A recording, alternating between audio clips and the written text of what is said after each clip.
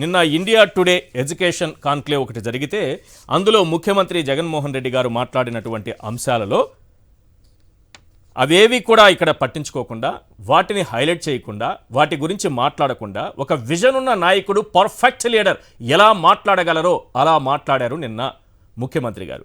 కానీ ఆ దినపత్రికలో ఏం రాశారంటే హ్యాపీగా దిగిపోతా, ఎన్నికల ముందు జగన్ స్వరంలో నిరాశ అంటూ ఒక వార్తను ప్రచురించారు.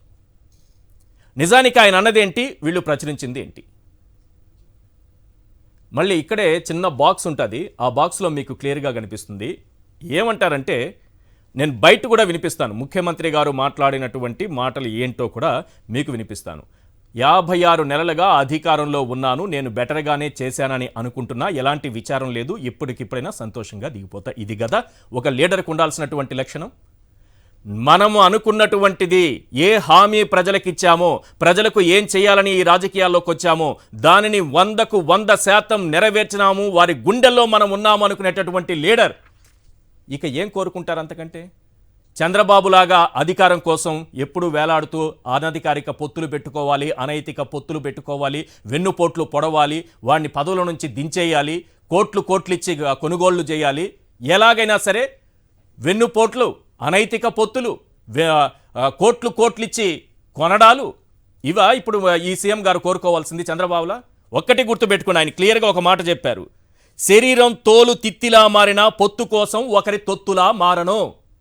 నాకు అనిపించింది సీఎం గారు మాట్లాడిన తర్వాత నాకు అనిపించింది ఏంటంటే, వారు అనకపోయినా నాకు అనిపించిన మాట ఏంటంటే, అయ్యా ఈ పేపర్లో వచ్చేసినటువంటి పెద్ద జర్నలిస్ట్ గారు, నాకు అనిపించింది ఏంటో చెప్తాను, రేపు నీ పేపర్లో రాయి.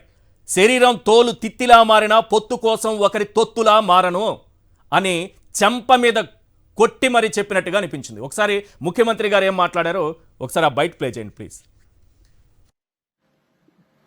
These 56 months, I'd say, Rajdeep, have been those months where I can say to myself that I've done my bit. And no regrets. I've ensured that I've touched so many crores of people.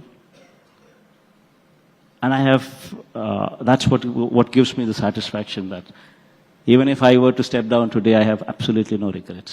I'm more than happy. And you're going to and significantly here is the Chief Minister who says, I'm going to the people of Andhra Pradesh in 2024 asking for votes on my record, right? Which the opposition is saying, we're ready to challenge you. You're saying, bring it on. Absolutely, Rajdeep. In fact, all of my speeches in public meetings these days, I've been just telling one thing. If you have benefited from our governance, only then stand with me.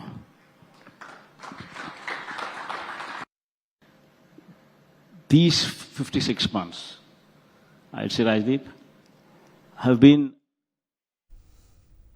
ఇది నా వల్ల మేలు జరిగి ఉంటే, నా ప్రభుత్వం వల్ల మేలు జరిగి ఉంటేనే నా వైపు నిలబడండి, సైనికుల్లా మీరు నిలబడండి అని చెప్పినటువంటి గట్స్ ఉన్నటువంటి నాయకుడు వైఎస్ జగన్మోహన్ రెడ్డి గారు. చంద్రబాబు చెప్పగలరా?